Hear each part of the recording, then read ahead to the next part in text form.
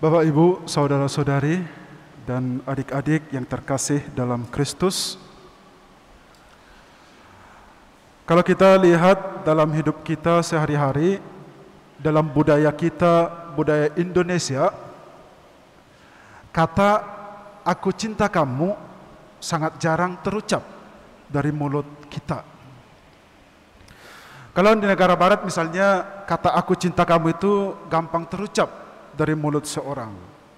Setiap orang mudah mengatakan "yo te amo", I love you, aku cinta kamu. Seorang ibu sering mengatakan kata itu kepada anaknya. Seorang anak juga mengatakan kata itu kepada ayah atau ibunya. Bahkan seorang sahabat mengatakan "aku cinta kamu" kepada temannya. Kalau di budaya kita mungkin kata "aku cinta kamu" itu hanya berlaku bagi orang yang sedang pacaran.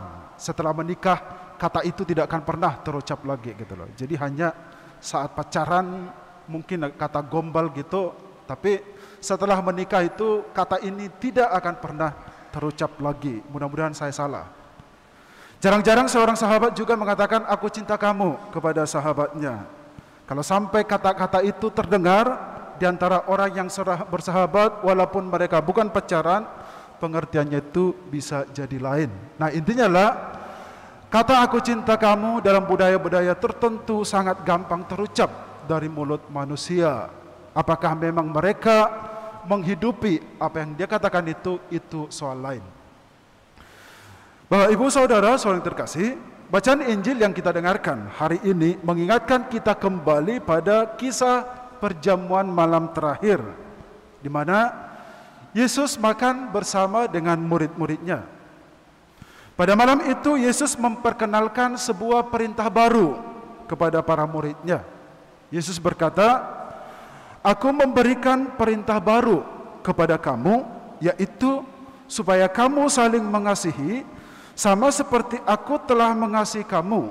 Demikian pula kamu harus saling mengasihi." Mungkin kita bertanya, mengapa Yesus mengatakan ini adalah perintah baru? Mengapa Yesus mengatakan cinta kasih itu adalah perintah baru yang dia perkenalkan kepada para muridnya? Jawabannya adalah karena di zaman Yesus itu atau di zaman dahulu itu, hukum yang berlaku itu sangat tidak berperi kemanusiaan. Dalam arti, kalau seorang berbuat salah atau berbuat dosa, maka yang terjadi adalah orang itu harus dihukum. Gigi ganti gigi, mata ganti mata.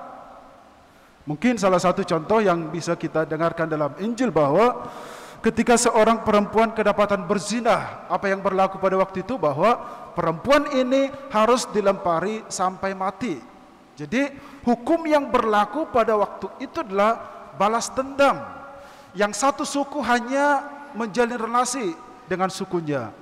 Orang Yahudi tidak mempunyai hubungan dengan bangsa lain gitu loh. Jadi intinya adalah Yesus mengatakan bahwa apa yang dia perkenalkan sebagai perintah baru itu sangat berbeda yang mereka hidupi di zaman itu. Nah, ketika Yesus yang mengatakan bahwa ketika hukum yang berlaku pada zaman Yesus itu mengharuskan seseorang harus menanggung hukuman bila berbuat salah, maka Yesus memperkenalkan hukum lain atau hukum baru, yaitu hukum cinta kasih. Kasih yang tidak ada batasnya atau yang tidak berkesudahan. Sehingga juga Yesus berkata dalam satu kesempatan, "Kalau saudaramu berbuat salah kepadamu, ampunilah dia 7 kali 70 kali." Artinya pengampunan yang tanpa batas atau kasih yang tanpa batas. Bapak, Ibu, Saudara yang terkasih, hukum yang diperkenalkan oleh Yesus ini mencakup dua hal, yaitu kasih terhadap sesama dan kasih terhadap Allah. Makanya dalam kesempatan lain, Yesus mengatakan bahwa hukum yang paling utama, kali ini Yesus mengatakan hukum yang terbaru, tetapi di kesempatan lain, hukum yang utama adalah tentang kasih. Kasihilah Tuhan Allahmu dengan segenap hatimu, dan kasihilah sesamamu manusia sama seperti dirimu sendiri. Inilah kasih yang diperkenalkan oleh Yesus kepada kita. Karena di dalam hukum kasih terhadap sesama, segala hukum Taurat telah tercakup. Jadi kalau di dalam diri seseorang sudah ada tertanam niat untuk selalu mengasihi, itu berarti dia akan mampu mengasihi musuh-musuhnya, mengasihi sesamanya, berbuat baik untuk kepentingan bersama, solider dengan penderitaan orang lain, dan lain sebagainya. Saudara-saudari, satu hal yang menarik, bahwa ternyata Yesus tidak hanya mengajarkan itu. Yesus sudah menghidupi itu. Peristiwa Paskah, dalam peristiwa itu kita kenangkan bagaimana Yesus mengorbankan dirinya disalib demi kasihnya kepada para murid dan para pengikutnya. Jadi Yesus tidak hanya mengajarkan, tetapi dia juga sudah menghidupi itu, menghidupi kasih yang tanpa batas itu.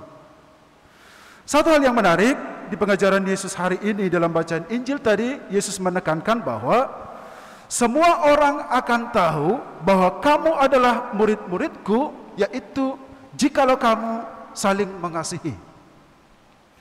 Pernyataan Yesus ini, Bapak Ibu, saudari, mau mengatakan kepada kita bahwa mengasihi itu adalah identitas kita sebagai murid-murid Kristus. Itu adalah ID card atau password kita.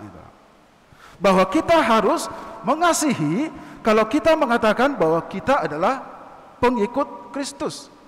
Kasih itu menjadi meterai yang tidak terhapuskan dalam diri kita kalau kita berani mengatakan bahwa kita inilah seorang Katolik atau pengikut Kristus. Jadi kalau misalnya kasih itu tidak ada di dalam hati kita masing-masing, berarti kita bukan pengikut Kristus.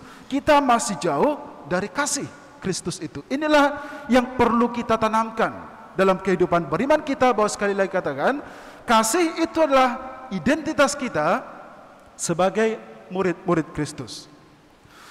Bapak, Ibu, saudara yang terkasih dalam Kristus, karena kita adalah pengikut Kristus yang beridentitas cinta kasih, maka seharusnya lah dalam kehidupan sehari-hari, kasih itu harus kita tanamkan.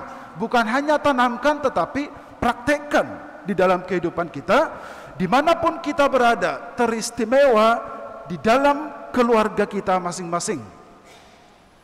Di dalam lingkup keluarga, setiap anggota keluarga, orang tua dan anak-anak harus tahu dan mampu melakukan tugasnya dalam mewujudkan cinta kasih itu. Suami harus mengasihi istrinya sedemikian rupa sebagaimana dia mengasihi tubuhnya sendiri, seperti yang dikatakan oleh Rasul Paulus. Demikian juga istri harus tunduk pada suami seperti kepada Tuhan. Tunduk ya, bukan takut.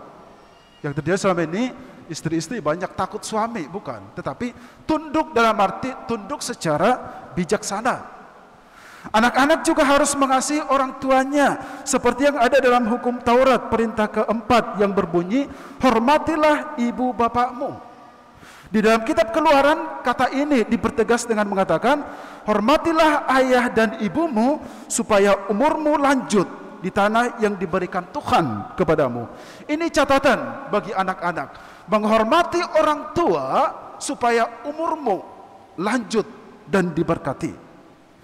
Sementara itu, orang tua juga wajib mencintai semua anak-anaknya. Jangan membeda-bedakan anak-anak Anda.